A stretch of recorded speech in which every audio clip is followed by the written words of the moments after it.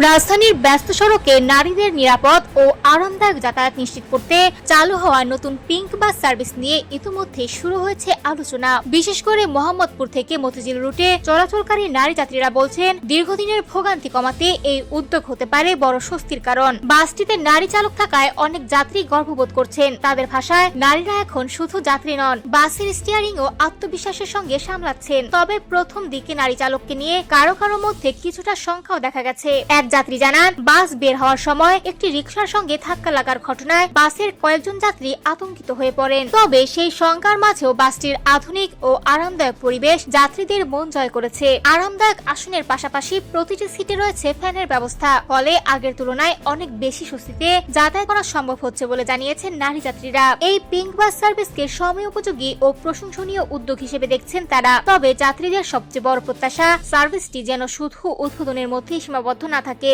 নিয়মিত চলাচল, পর্যাপ্ত বাস এবং সর্বোপরি নিরাপদে গন্তব্যে পৌঁছানোর ব্যবস্থা নিশ্চিত করার দাবি জানিয়েছেন তারা। সব মিলিয়ে কিছুটা ভয় আর অনেকটা আশা নিয়েই ঢাকার রাস্তায় শুরু হলো নারীদের নতুন পিঙ্ক বাসের যাত্রা। এখন দেখার বিষয়, এই বিশেষ সেবা রাজধানীর নারী যাত্রীদের দৈনন্দিন ভোগান্তির স্থায়ী সমাধান হয়ে উঠতে পারে কিনা।